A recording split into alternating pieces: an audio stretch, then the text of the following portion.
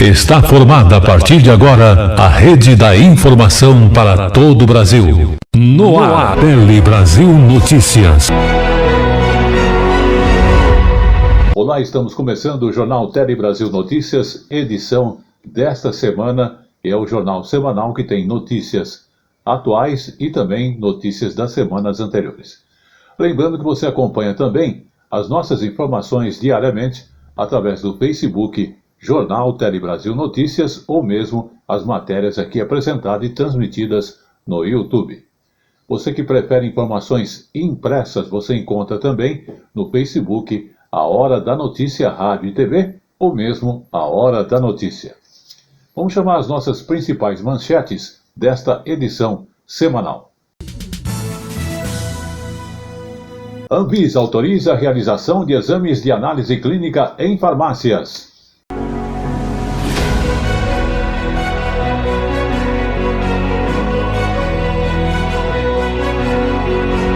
Escola de tempo integral tem a meta de ofertar 1 milhão de matrículas. –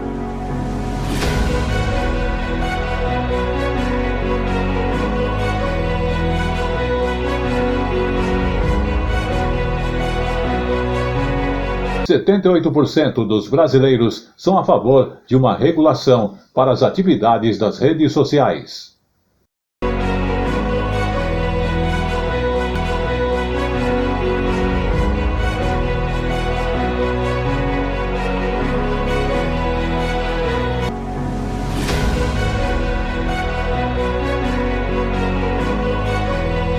Tudo isso e muito mais no Tele Brasil Notícias desta edição.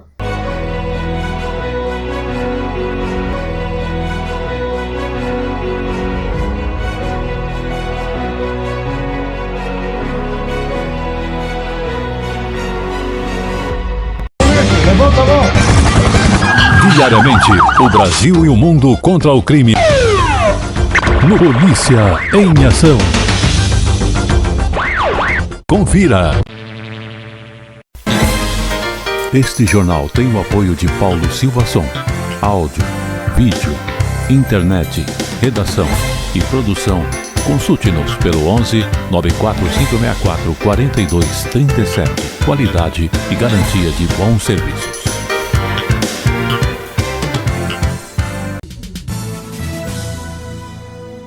E começamos a edição de hoje falando de educação. Escolas de tempo integral, que justamente tem a meta de ofertar 1 milhão de matrículas. O presidente Lula lançou lá em Fortaleza, no Ceará, o programa Escola de Tempo Integral. E nesse momento também assinou as medidas provisórias que estão garantindo a retomada de 3.500 obras de educação básica que estavam paralisadas no país. Vamos observar. Essa escola foi fundada há 60 anos e em 2019 ela passou a funcionar em tempo integral. Aqui estudam 500 crianças. Daqui da escola, o presidente Lula segue para o Centro de Convenções, onde anuncia o programa Escolas de Tempo Integral.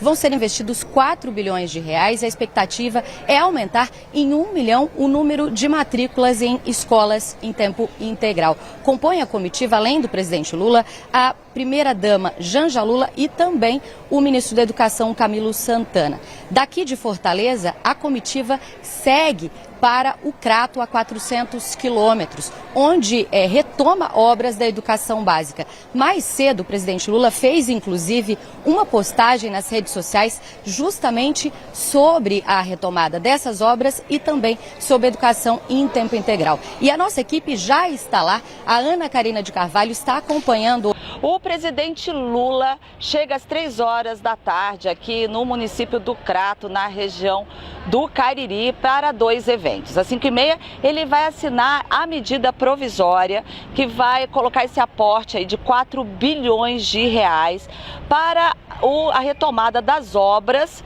que estão paradas ou mesmo aí para as novas obras para continuidade.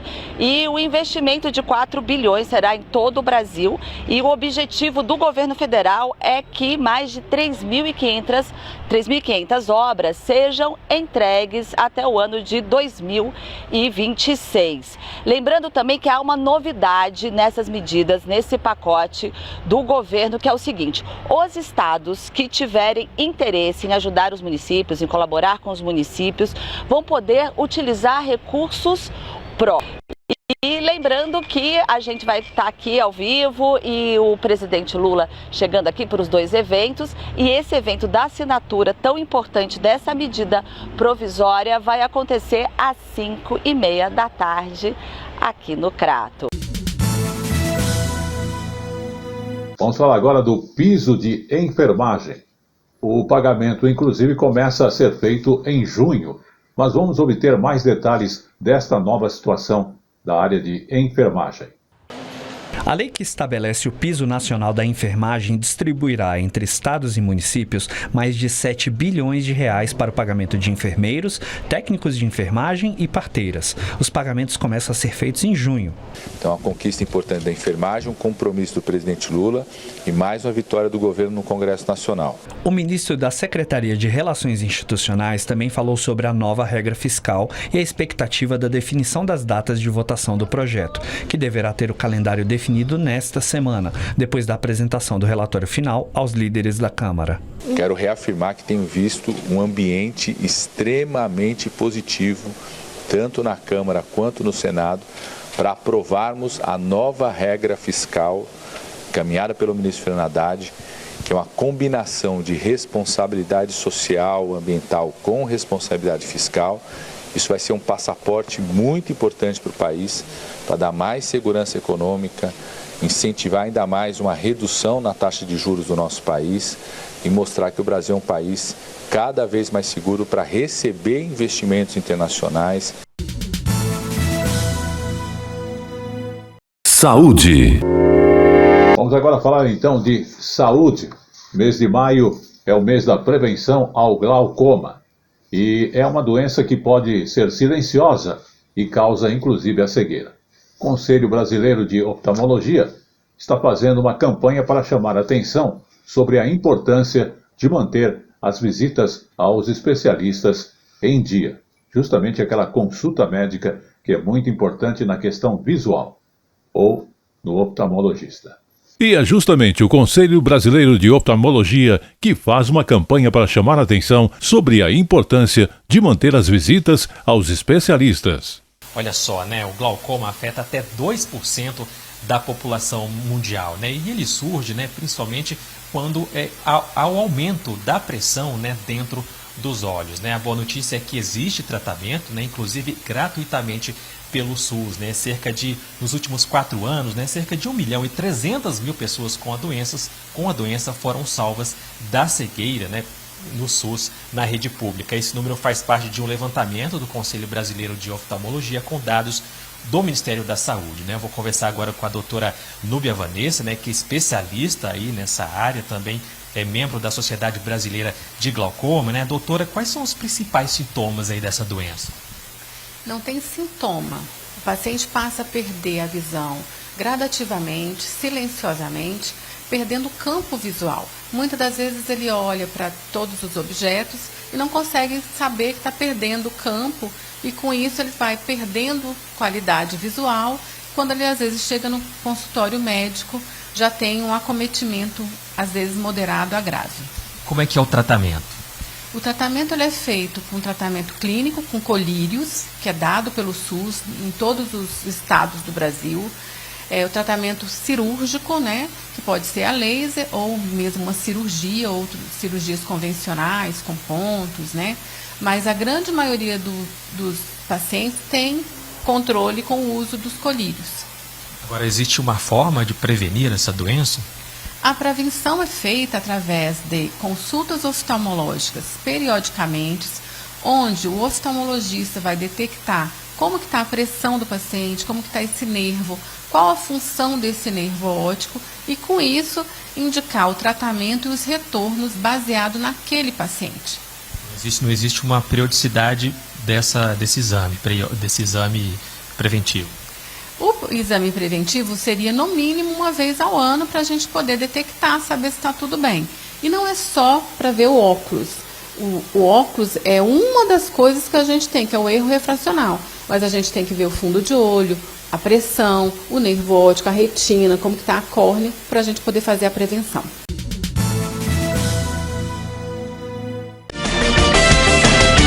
A informação na medida certa que você gosta. Um telejornalismo dinâmico, nacional e regional. Jornal Tele Brasil Notícias. A informação na medida certa que você gosta. Vamos agora falar de uma novidade para as farmácias. A Anvisa autorizou a realização de exames de análise clínicas nas farmácias. Mas a questão de testagens são só de triagem e não substitui os exames de laboratório. Mas a testagem são só de triagem e não substituem os exames de laboratórios, teste de colesterol e de vitamina D. Intolerância alimentar e clínicas estarão nas farmácias a partir de agosto. A mudança foi anunciada pela Anvisa, que pretende ampliar o acesso da população à assistência à saúde. Testes de colesterol, de vitamina D, de intolerância alimentar e outros exames de análises clínicas estarão disponíveis nas farmácias a partir de agosto. A mudança anunciada pela Anvisa pretende ampliar o acesso da população à assistência à saúde. Uma longa discussão, né? Durou 6 anos e o Brasil, assim, agora se junta a vários outros países que já têm essa autorização. Né, alguns outros países já permitem que farmácias façam triagem, como a gente chama, né, ou testes rápidos em farmácias. Isso é muito importante, principalmente para a população brasileira. Eu diria que isso é até uma ação transformadora, sabe? Isso pode levar a saúde para um novo patamar, porque isso permite as pessoas saberem antes das doenças, permite as pessoas, inclusive, viverem mais e até provavelmente viver com melhor qualidade de vida. Esta farmácia já começou a se preparar para oferecer os novos serviços, como vacinação, hemoglobina glicada, entre outros testes rápidos, né? E isso tem um ponto positivo, um lado positivo, porque aí a gente diminui a demanda um pouquinho da área hospitalar. Desde a pandemia, as farmácias já oferecem os testes rápidos de Covid, por exemplo. Mas com essa mudança, elas podem oferecer também mais de 40 testes de triagem, que são aqueles que coletam sangue na ponta do dedo.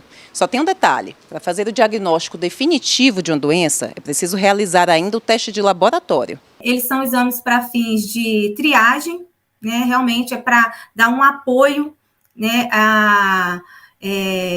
ao diagnóstico do paciente pelo profissional de saúde. Todas as etapas, né, dos exames realizados na farmácia são realizados no próprio local, por um mesmo profissional, um profissional legalmente habilitado. Nas ruas, a novidade agradou. Facilita muita coisa, porque só da gente, tipo eu mesmo, às vezes para me marcar um exame eu tenho que marcar no postinho perto da minha casa, para ir no hospital ou ir no agarrão da vida, e já tendo na farmácia do lado de casa, nossa, vai ser melhor ainda, né? Tivemos recentemente aí o Dia das Mães, nesta semana que passou, e justamente vamos falar agora das políticas que vêm beneficiar as mães brasileiras. Justamente com programas como o Bolsa Família e outras ações, o governo federal, inclusive, volta a sua atenção para a educação, para a questão de saúde e habitação. Então, mães de diferentes cantos do Brasil têm um suporte para cuidar bem de sua família. Desempregada desde o final do ano passado, Pamela cuida sozinha dos 2 filhos, um de 4 anos e um bebê de 6 meses. Os R$ 900 que ela recebe do Bolsa Família são fundamentais para pagar as contas do mês. Esse benefício me ajuda muito a se manter, comprar alimento, as verduras, né, que pode faltar para a criança, as frutas deles. Assim como a Pamela, milhares de mães em todo o país são beneficiárias do Bolsa Família. Em 81% dos lares inscritos, a mulher é a responsável pelas finanças. Desde março, o programa tem um valor mínimo de R$ 600 por família, mais R$ 150 por criança de até 6 anos na composição familiar. A partir de junho, o programa vai pagar um adicional de R$ 50 por criança ou adolescente de 7 a 18 anos e por gestante. Dá para manter ainda, comprar, porque como é só nós 3, compro, porque a gente come bem menos, né? E eu compro tudo que precisa. O governo federal também tem priorizado as mães de famílias de baixa renda por meio do programa Minha Casa Minha Vida.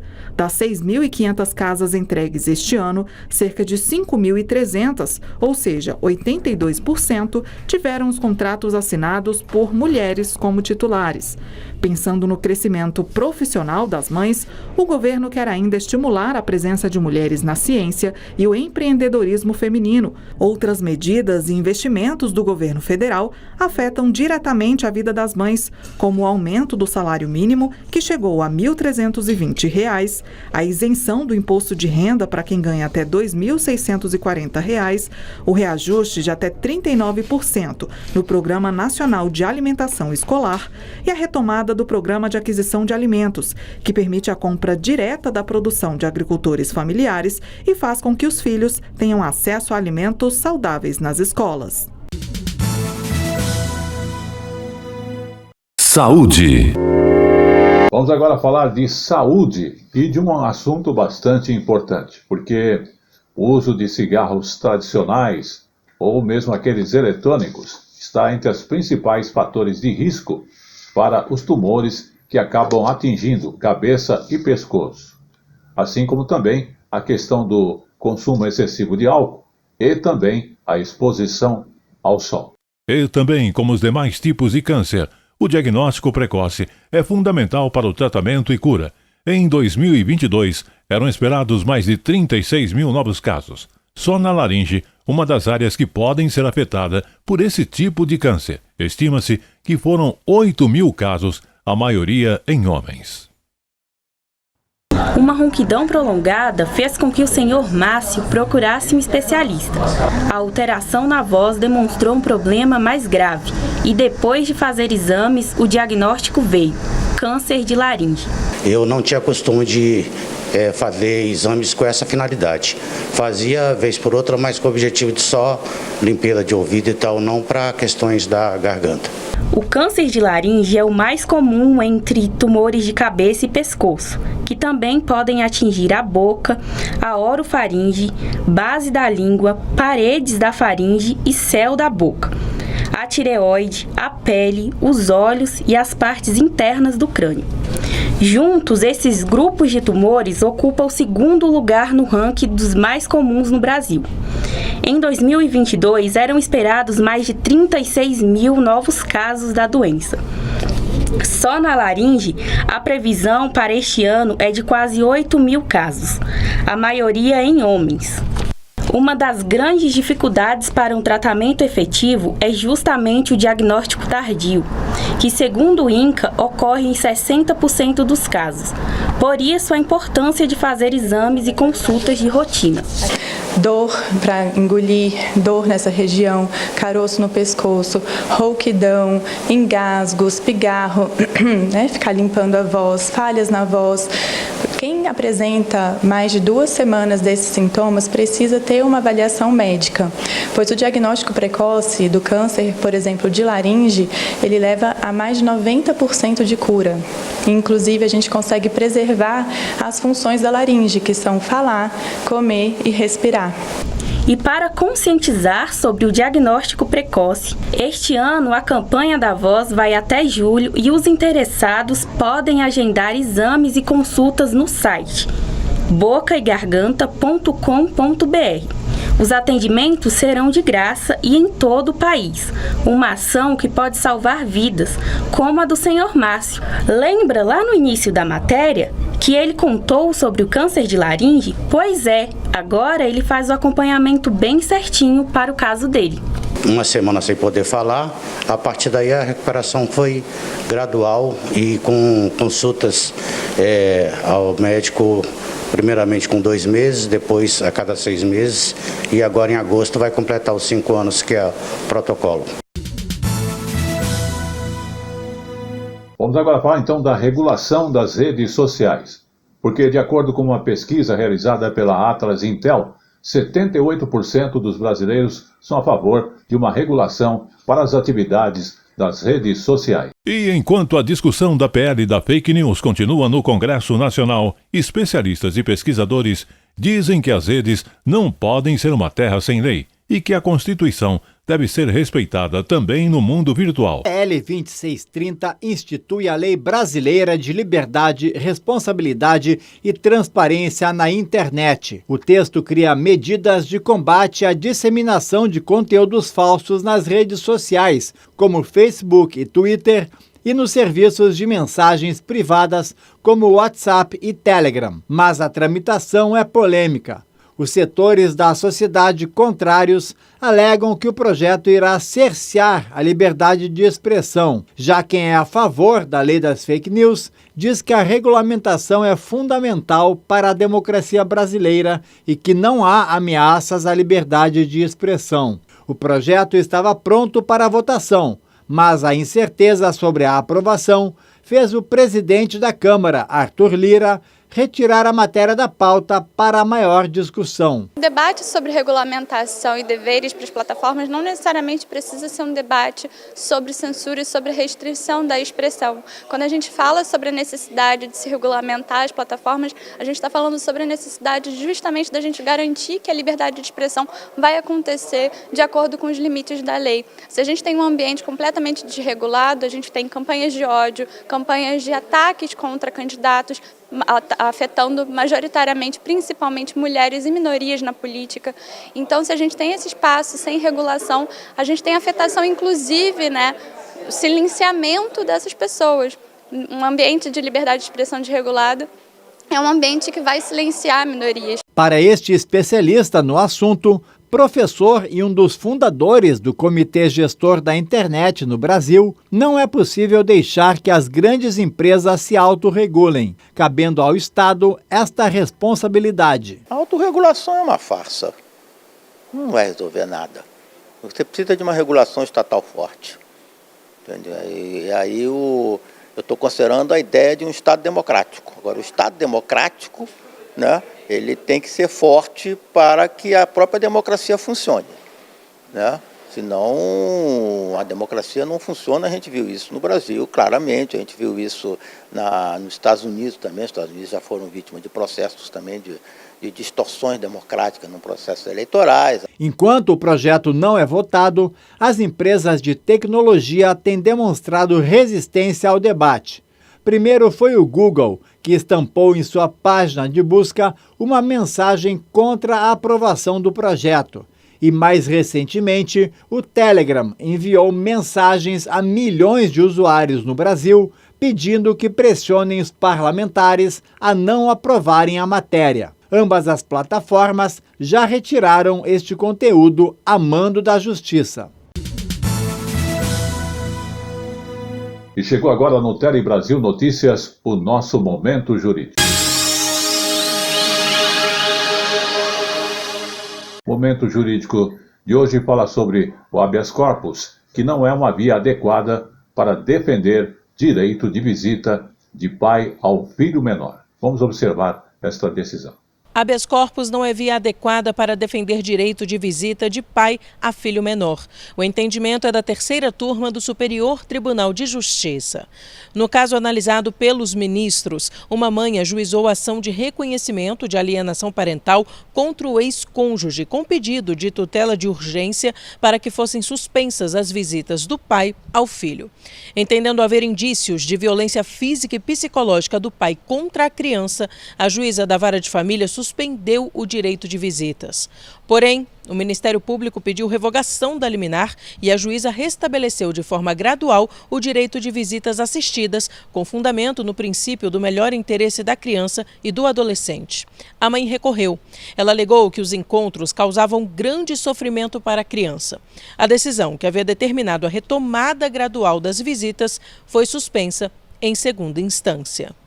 O pai impetrou um habeas corpus no STJ.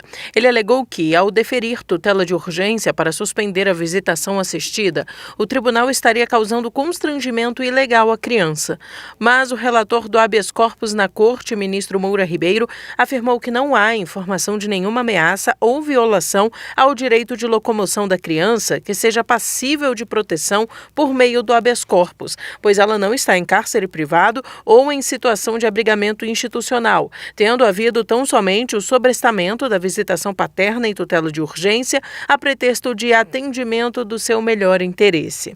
Por unanimidade, os ministros da terceira turma não conheceram do habeas corpus e reafirmaram o entendimento de que o instrumento não é o meio adequado para a defesa de interesses relacionados à guarda de filhos menores e direito de visitas, porque o rito processual não permite o estudo aprofundado de fatos e provas.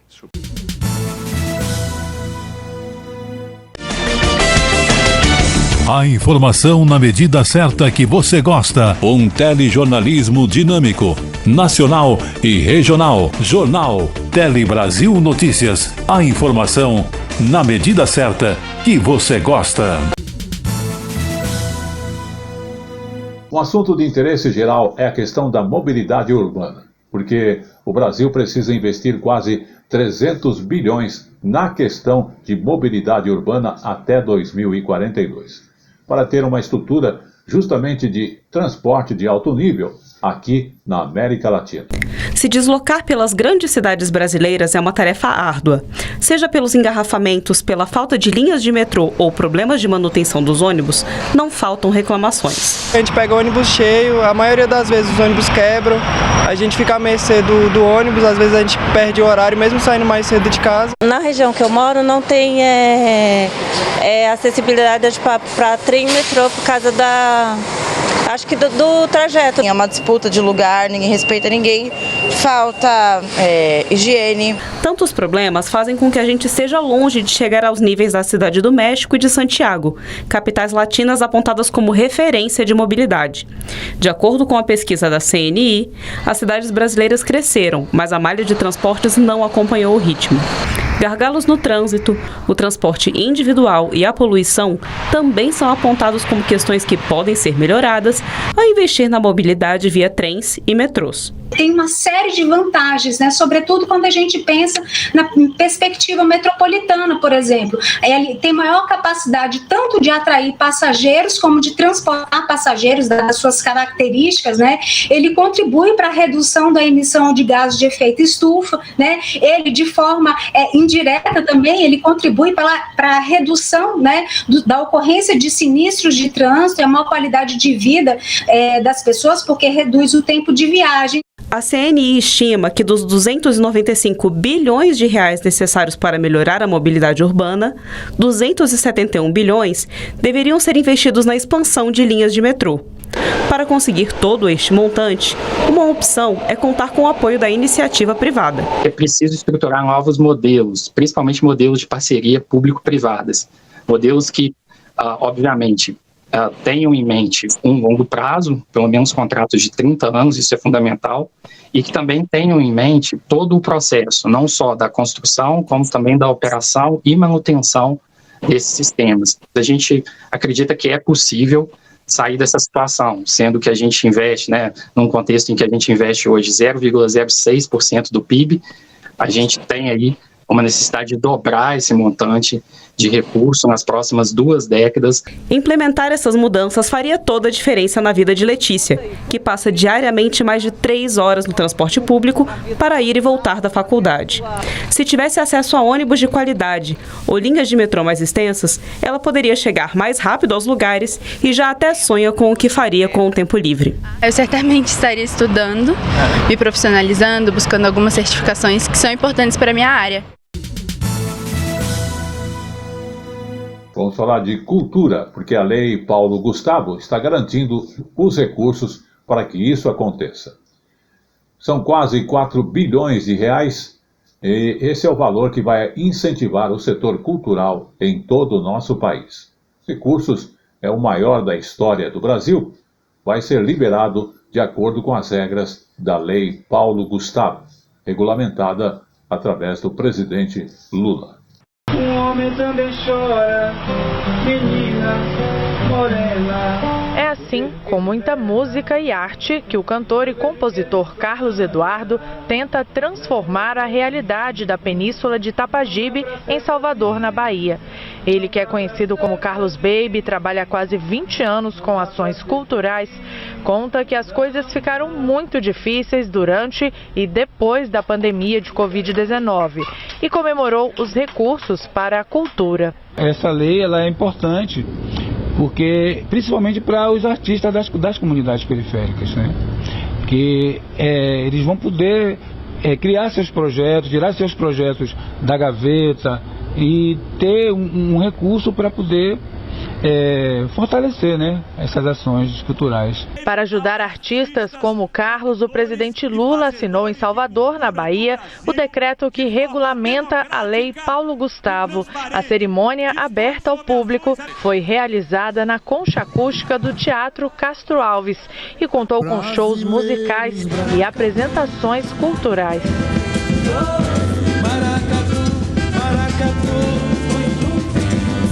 Ao todo serão direcionados mais de 3 bilhões e 800 milhões de reais para os estados, o Distrito Federal e os 5.570 municípios para serem investidos no setor cultural. O repasse será feito por meio de editais, premiações ou outras formas de seleção pública. Atendendo aos que mais necessitam, buscando fazer a descentralização das leis do fomento para que o apoio do Ministério da Cultura chegue a todos os cantos do Brasil, promovendo assim a economia criativa, a economia da cultura em toda a sua potência. Cultura significa emprego, cultura significa milhões de oportunidades para a gente que precisa comer, tomar café, almoçar e jantar. Fiquem sabendo, a cultura voltou.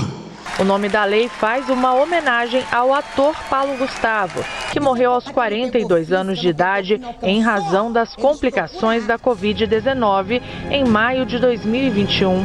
Durante o evento, artistas e o público homenagearam Paulo Gustavo.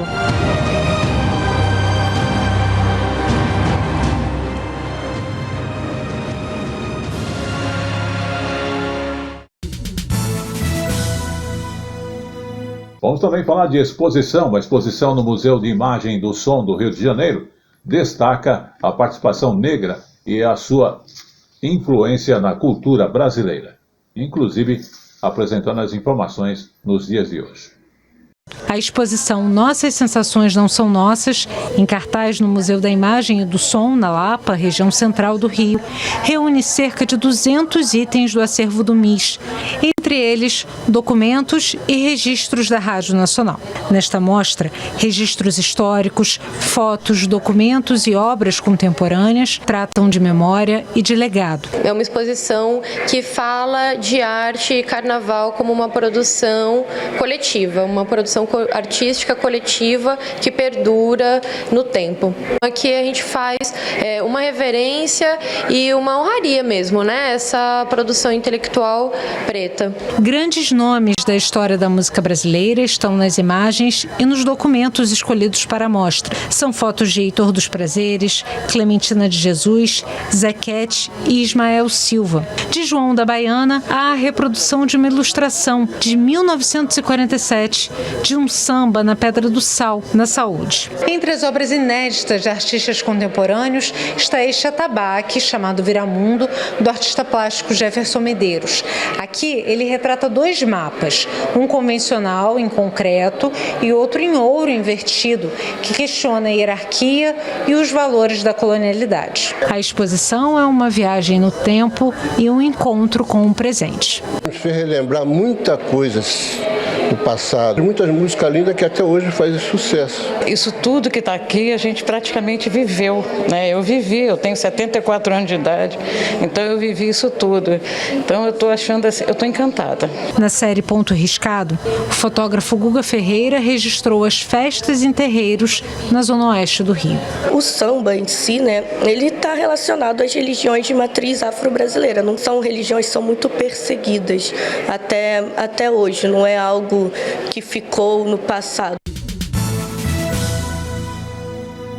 Vamos agora de exposição fotográfica lá em Brasília, lá no Museu dos Correios. É uma homenagem à escritora Clarice Lispector.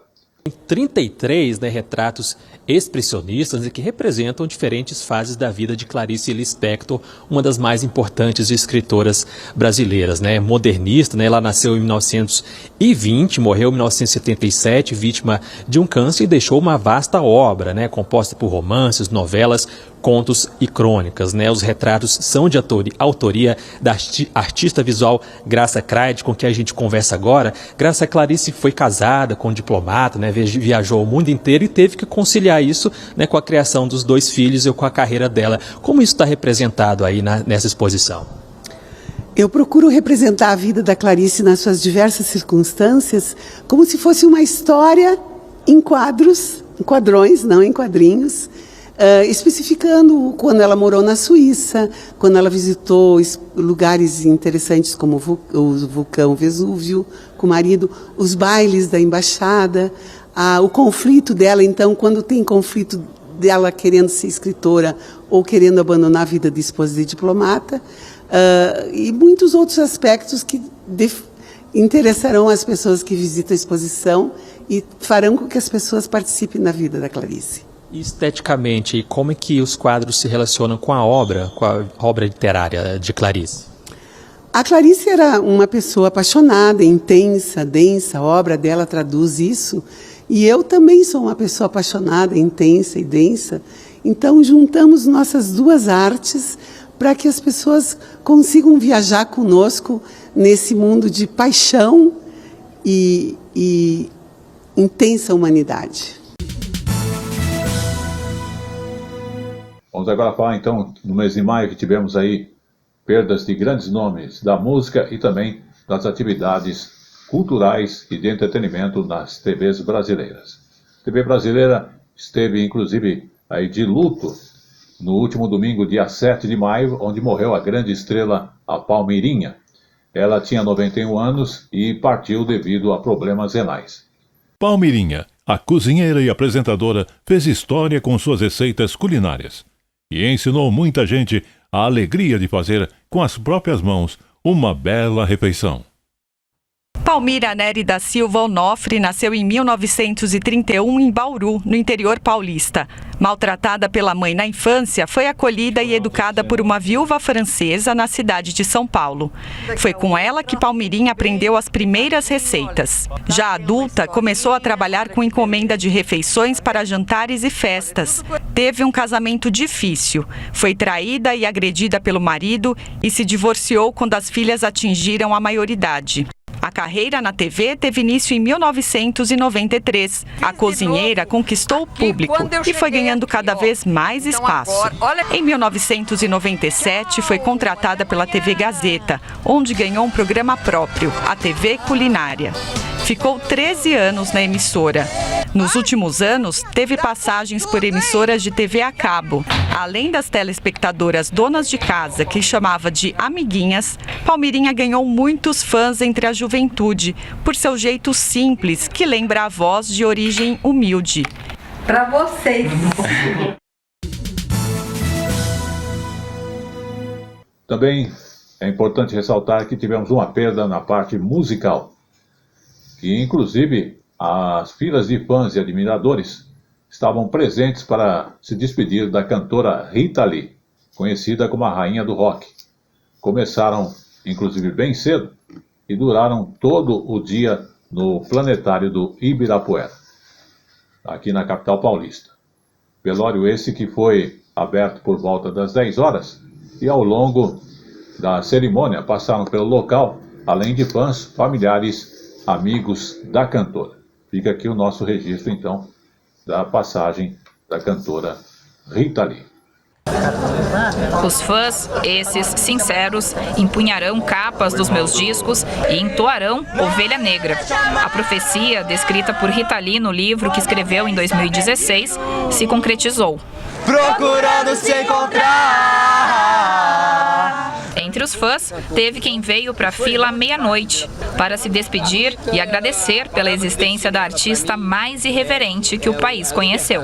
A Rita, no Brasil, ela é sinônimo de liberdade, é uma mulher muito além do tempo dela. A despedida de Rita Lee aqui no Parque Ibirapuera não foi por acaso. É que a cantora cresceu aqui perto, no bairro da Vila Mariana, e frequentava bastante o espaço. O planetário, que simula um céu estrelado, hoje contou com a luz da galáxia inteira, que foi Rita Lee.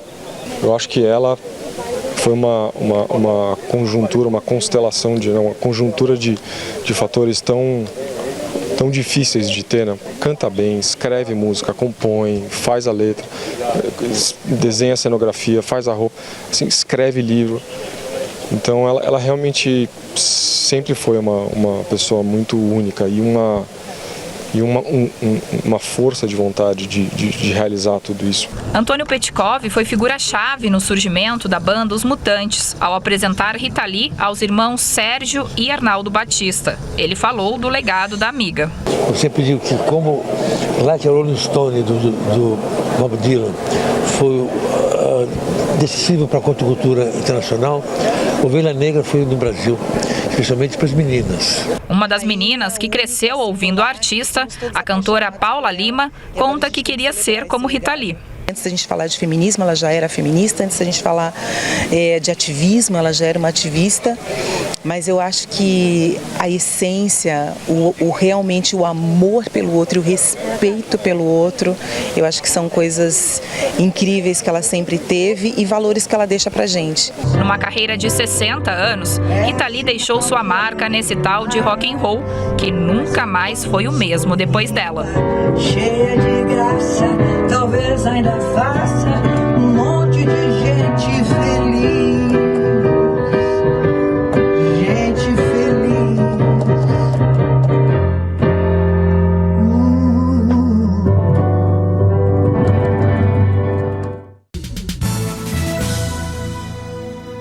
E como eu falo sempre, tudo que é bom dura pouco. E este foi o Tele Brasil Notícias, edição desta semana, no qual nós agradecemos a sua audiência e também a participação do Pedro Henrique e do João Vitor. Até lá.